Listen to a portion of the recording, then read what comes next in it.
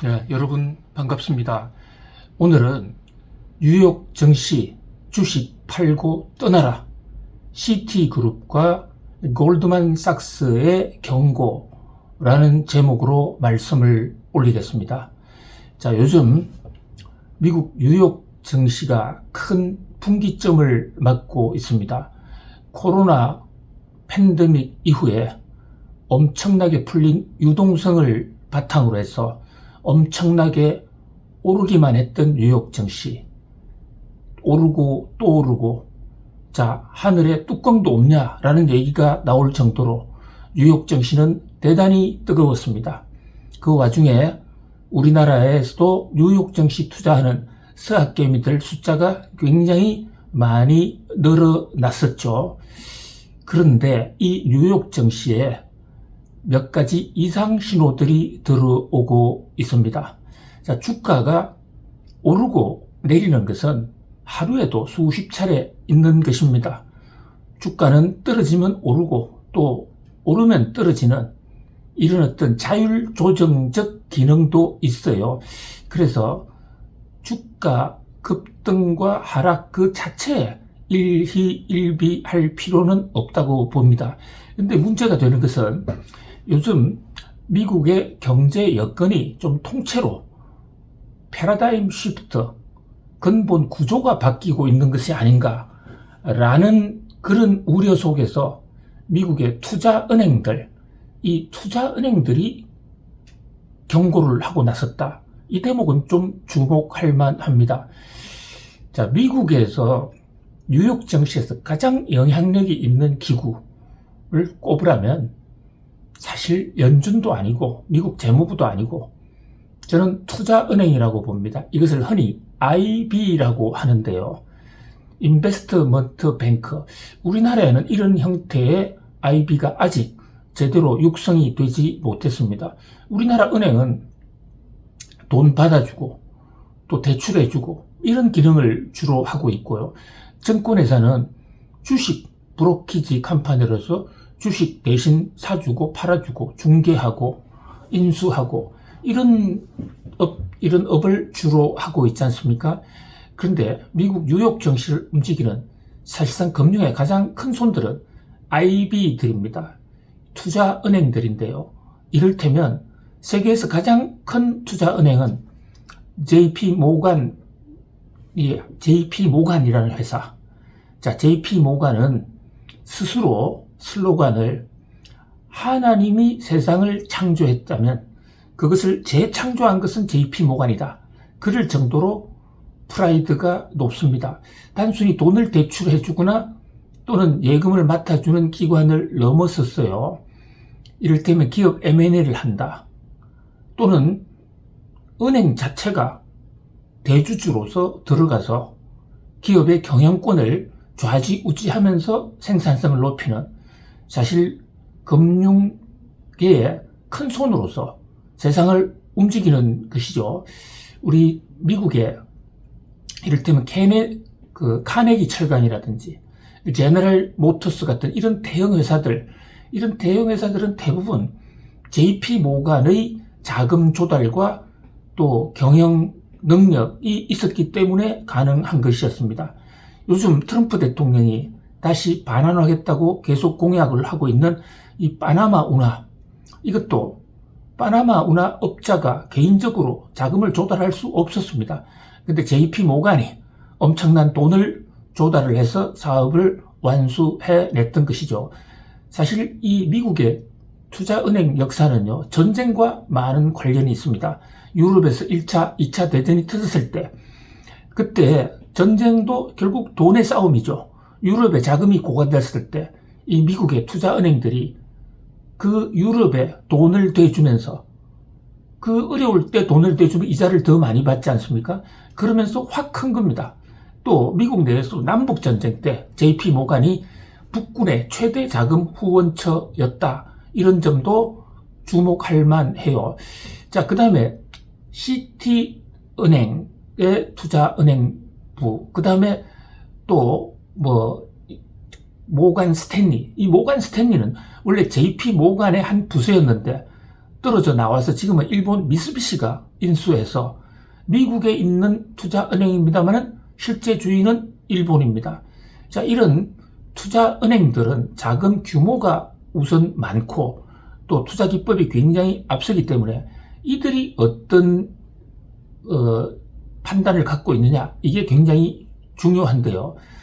최근에 두 개의 거대한 투자은행, 자, 첫 번째는 골드만삭스, 그 다음에 두 번째는 시티은행에서 잇따라 투자 경고를 알리는 그런 투자 보고서를 냈습니다. 자, 우선 골드만삭스부터 좀 볼까요? 골드만삭스는 한 사람의 이름이 아니라 두 사람 이름이 붙여진 거예요. 골드만이라는 사람과 삭스, 이 두 사람은 원래 유대인들이었습니다. 독일에서 살던 유대인들인데 히틀러의 박해를 견디다 못해 미국으로 넘어와서 사채업부터 시작했는데 이 두 사람이 각각 이민을 왔는데 이제 뉴욕에서 만나서 같이 사업을 했고, 골드만 가문과 삭스 가문은 나중에 결혼도 합니다. 결혼 동맹도 맺었죠. 이 골드만 삭스, 사실 미국의 인재를 가장 많이 배출하고 있는 곳이죠. 자, 앞으로 이 김대호 박사 TV에서는 뉴욕 증시에 상장되어 있는 기업들 하나하나를 분석을 해드릴 텐데요. 거기서 골드만삭스의 기업 내부 구조, 또 이 전략, 이런 것들은 그때 가서 별도로 말씀드리기로 하고요. 오늘은 골드만삭스라는 그 거대한 투자은행이 올해 말에 S&P 지수가 떨어질 것이다 라고 하면서 목표 주가를 낮춰버렸습니다. 매우 이례적입니다. 보통 증권사나 이런 투자은행들은 소비자들, 고객들을 끌어와야 되기 때문에 똑같은 조건이라면 좀 좋은 전망, 낙관적인 전망을 발표합니다. 실제로 골드만삭스가 그동안에 발표해왔던 매년 해마다 연간 전망을 보면요, 올해 떨어질 것이야 라고 낸 것은 30번 중에 한 번 정도, 대부분은 오른다 라는 전망을 하고 있습니다. 그리고 최악의 경우에도 뭐 오를지 내릴지 모르겠다 하지 떨어진다 라고 얘기한 것은 매우 이례적이거든요. 그런데 골드만삭스가 올해 S&P 주가 당초 자신들이 예측한 것보다 훨씬 더 떨어질 거야, 그래서 자신들의 목표 주가를 하향 수정 전망을 합니다. 자, 골드만삭스 뿐만이 아니죠. 시티그룹, 우리나라에서는 시티은행으로 알려져 있지만 이 시티그룹은 이미 회사 이름을 수년 전에 시티그룹으로 바꿨습니다. 어쨌든 이 시티그룹, 소매금융기관으로 출발한 뉴욕 증시의 또 다른 큰 손이죠. 여기서는 아예 투자 의견을 비중 확대해서 비중 중립으로 낮췄습니다. 자, 투자 의견이 중립이다 이런데 얼핏 들으면 중립, 뭐 뉴트럴을 하다, 플러스도 아니고 마이너스도 아니겠느냐 이렇게 생각할 수도 있지만, 투자회사, 투자은행이나 증권사, 애널리스트가 말하는 중립은 사실 속내는 주가 떨어질 것 같은데, 그런데 주가 떨어진다 그러면 고객들이 이탈하고 너무 불안해할 테니까 뭐 중립으로 발표하는 겁니다. 그 일반적인 관례예요. 근데 지난번에는 비중 확대였단 말입니다. 비중 확대였는데 중립으로 낮췄다. 그 자체만으로도 일단 시티그룹도 뉴욕 증시가 앞으로 안 좋아질 수 있다라는 그런 의견을 내는 것이죠. 이 투자은행들의 보고서는 그 투자은행이 금액을 다루는 일단 큰 손이고, 큰 손들은 여러 가지 정보가 많지 않습니까? 거기다가 또 투자은행들은 과학적인 이코노미스트들을 많이 확보하고 있기 때문에 실제 전망 능력도 굉장히 뛰어납니다. 그런 면에서 주목할 만하고요.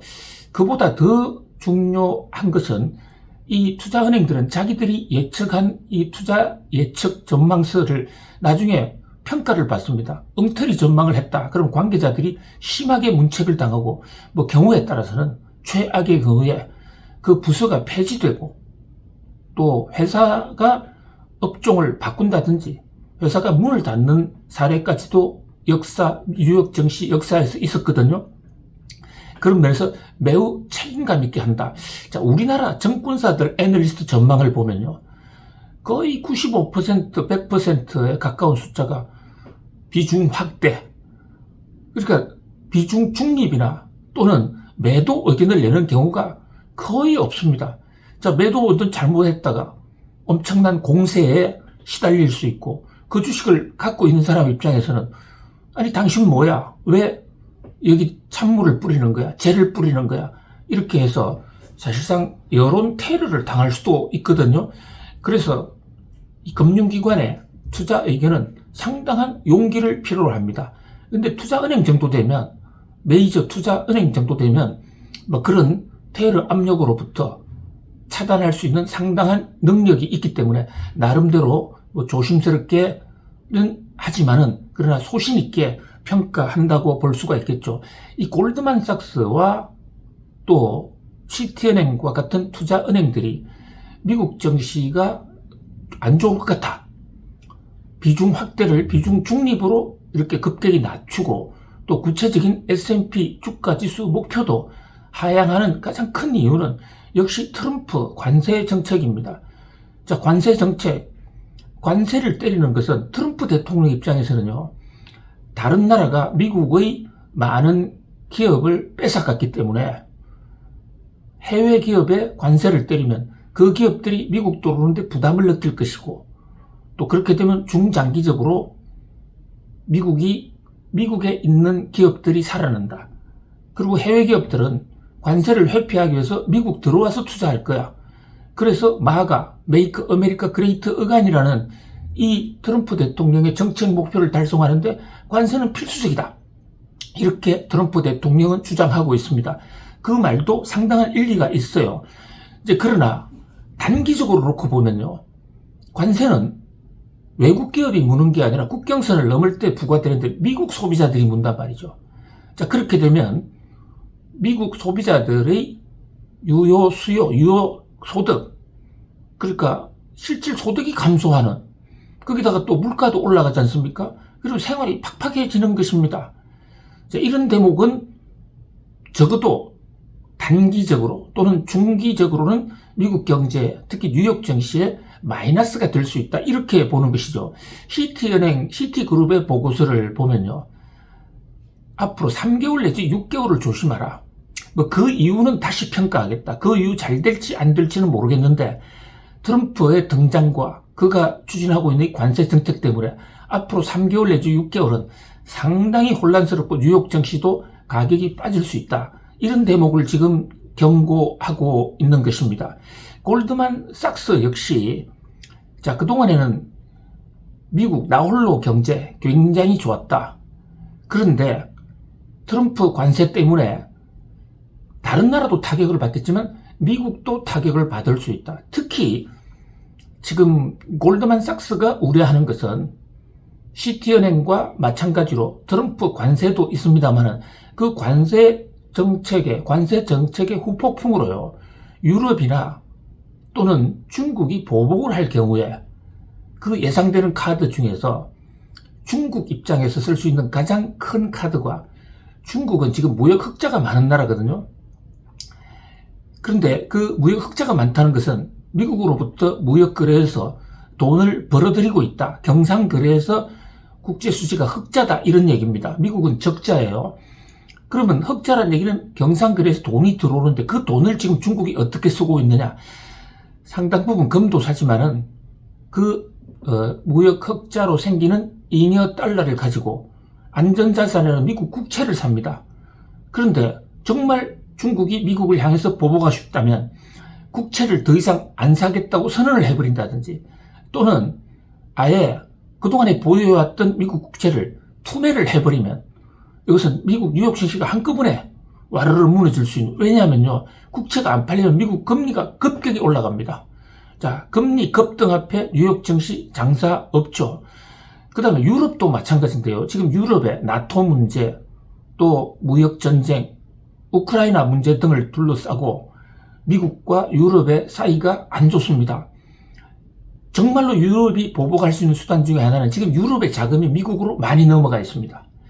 근데 이 자금이 미국과의 유럽과 전쟁이 되면 유럽으로 환류할 수가 있습니다.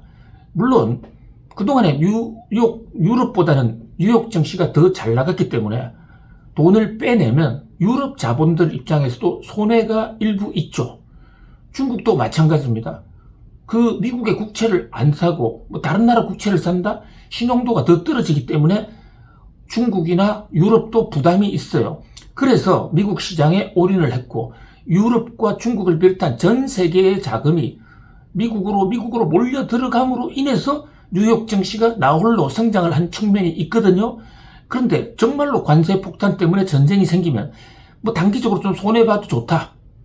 한판 붙어보자. 이렇게 되면 유럽 자금이나 이 중국의 무역 흑자로 인한 잉여 달러 자금이 한꺼번에 빠져나갈 수도 있다는 것입니다. 그런 면에서 뉴욕 증시가 좀 휘청하고 있다는 이 골드만삭스와 시티은행의 전망, 좀 불길한 전망입니다만 좀 곱씹어 볼 필요가 있습니다. 물론 세상은 전망대로 되는 것도 아니고 이들이 항상 맞다고 볼 수도 없습니다. 또 트럼프가 언제 관세 정책에서 또 다른 스탠스를 취할지도 알 수 없는 것이다. 다만 중요한 것은 지금 이 시점에서 거대 투자은행 두 곳, 골드만삭스와 시티그룹에서 불안한 전망을 던졌다. 이 대목은 스핫개미 뿐만이 아니라 전 세계 경제계에서 좀 주목할 대목이 아닐까 생각을 해 봅니다. 김대호 TBS도 지금 이 뉴욕 증시에 세계적인 투자기관, 투자은행들의 이 투자 보고서 계속해서 바뀌어 나가고 있는데요. 의미 있는 것을 수시로 신속하게 채택해서 우리 구독자님들에게 소상하게 시적절하게 전해 올리겠습니다. 자, 오늘은 뉴욕 증시 주식 팔고 떠나라 시티그룹과 골드만삭스의 무서운 경고를 주제로 말씀 올렸습니다. 오늘 감사합니다. 또 뵙겠습니다.